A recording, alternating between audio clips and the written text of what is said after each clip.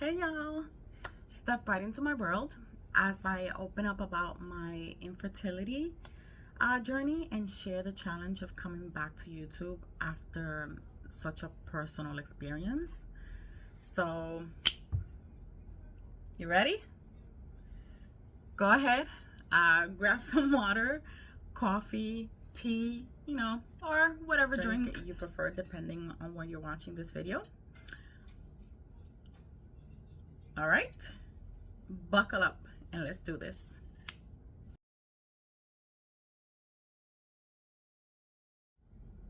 The truth is that when I first started my YouTube channel 7 years ago, actually it's been 8 years, but 7 since I last hit upload. In that silence, a lot has changed. I've been on a journey I never expected, a journey that led me away from this camera and from this channel and from you, obviously. But now I'm ready to finally talk about it, ready to tell you where I've been. This isn't just another comeback video. This is the start of a new chapter for me and hopefully for this channel.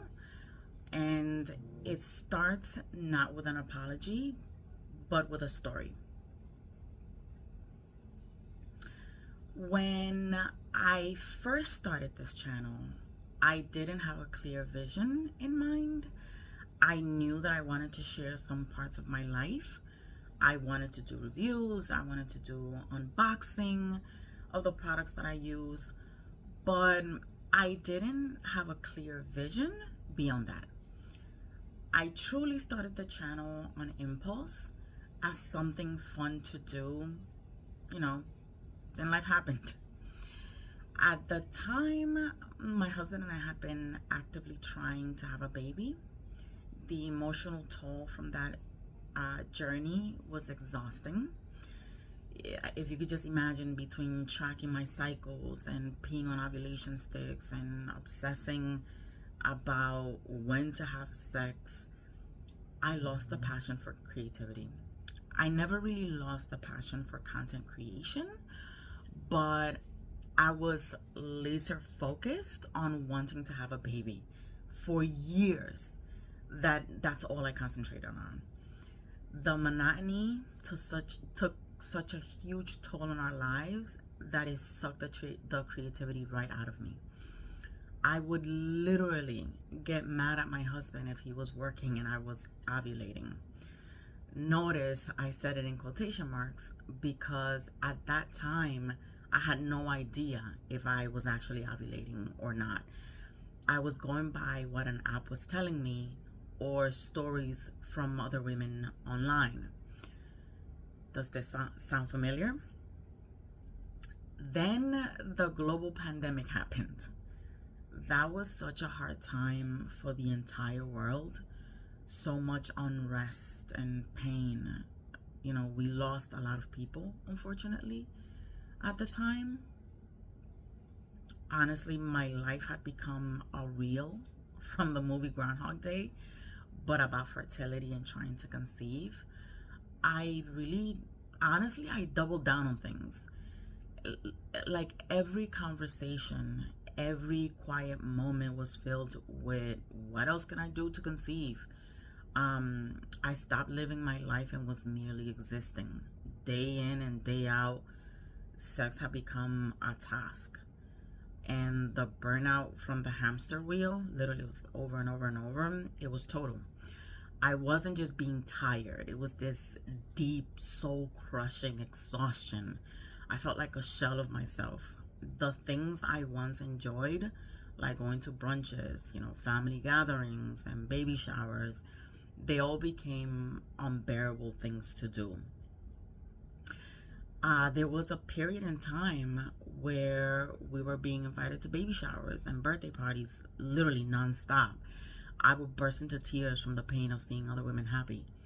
Eventually, I just told my husband, you know what, just go without me. You can tell everyone that I'm not, like, I can't. Mentally, I'm not there, and I cannot just celebrate anyone's baby shower or anyone's milestone. I was bitter and I was unhappy. And then I'm like, I wasn't that person. I truly loved our friends. I was always happy to celebrate their milestones. Their joy was my joy. At the time though, I felt like I was living in someone else's body. And even though the world was shut down, our lives still continued on. We were still trying to have a baby, and we still hadn't gotten to the point where, like in any pregnancy, where we heard a heartbeat. Growing up, did you ever look at people and say, I want to be like them. I want to grow up and be like them. Well, I did, and that ideology stuck with me. In my mind, I had this linear idea of what my adult life needed to be. I needed to have a career, be of service to others while bringing light to the world. I wanted to get married and have children who would one day carry on our legacy. And then one day, it all just came crashing down. It all just hit me at once, and I broke down. I'm getting chills just thinking about it. I couldn't handle the pressure and the stress anymore. So obviously, what do you think happened? I had a full meltdown. Crying, snot running down my nose. And I told my husband that I felt like I had no purpose in life. If I couldn't do what God put me on this earth to do, what good was I? Imagine hearing your significant other telling you that. Do you know how heartbreaking it was for my husband to hear that? He held me as I cried my eyes out, and once I calmed down a bit, he told me that I had a bigger purpose in life than just being a vessel for children. He just looked at me and let that sink in for a beat. It was just like, you're bigger than this. Your energy is bigger than this. Like, you're so much bigger than this. If for whatever reason we can't get pregnant, then maybe we can adopt if that's what you want. He said, you're an amazing wife, an amazing friend, an amazing daughter. You're an amazing human. You are the most joyful person I've ever met. And having a child does not define you. You are complete. Ultimately, if we weren't meant to have children, that doesn't change anything. I love you regardless, and I'm going to be here no matter what. But if it'll make you feel better, we can explore other options. And that point in time was like a fire burning down.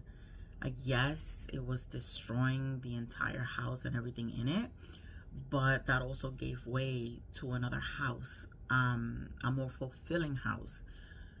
And that brought us to another chapter. Whoa. Hold on a second. Let me get a drink in. You should do the same.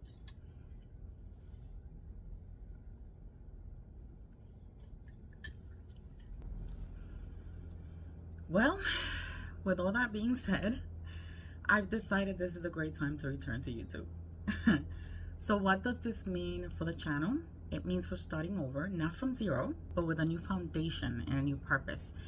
Through the years, I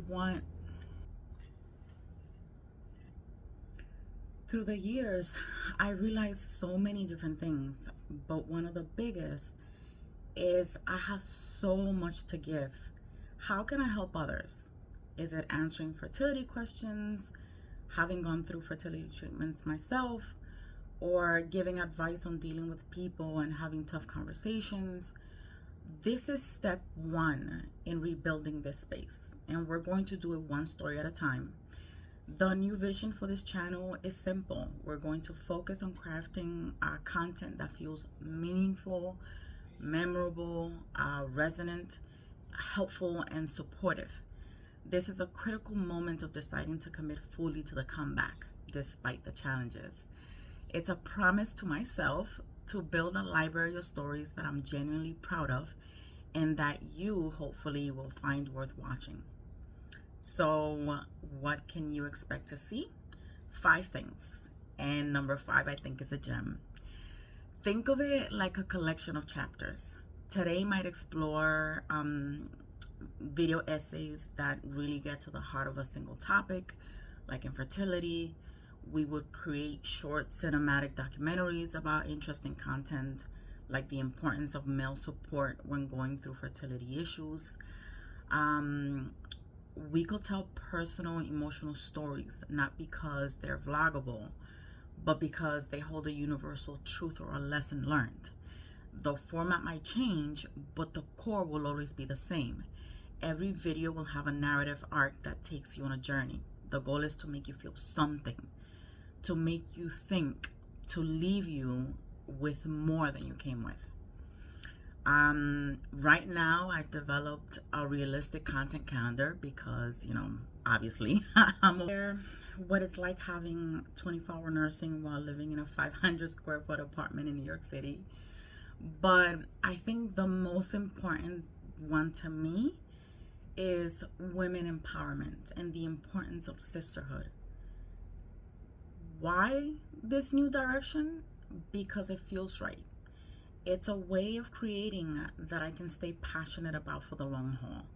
You deserve videos made with genuine passion. So this new focus on storytelling isn't just a creative choice, it's a promise of quality. It's a promise that I will respect your time by offering something made with care. This whole journey has taught me that real connection isn't built on algorithms. It's built on honesty and shared experiences. By focusing on telling great stories, I think we can build an even stronger, more connected community. I now realize that this is the content that I've always wanted to make, and now I finally have the courage to do it. So, how do I want to navigate this chapter of my life and on this channel? This is where the new chapter really begins, and it's a chapter I don't want to write alone. I really see this as a collaboration. I want you to see this as our space to explore interesting ideas and powerful stories together. So I want to start a conversation. I want to build a community where you share with me what kind of stories you are hungry for, what topics. Let me know in the comments down below what you'd like to see so we can shape it together. Also, if this new vision, this focus on storytelling and building a community around it sounds like a journey you want to be a part of with me, then I would be honored to have you along for the ride.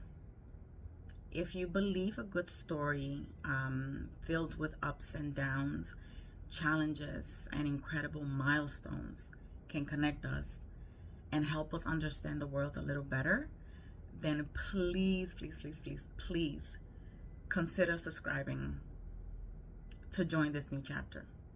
Let's build a community of like-minded and curious individuals who not only love stories, but who also want to make this world a better place. This video is just the beginning.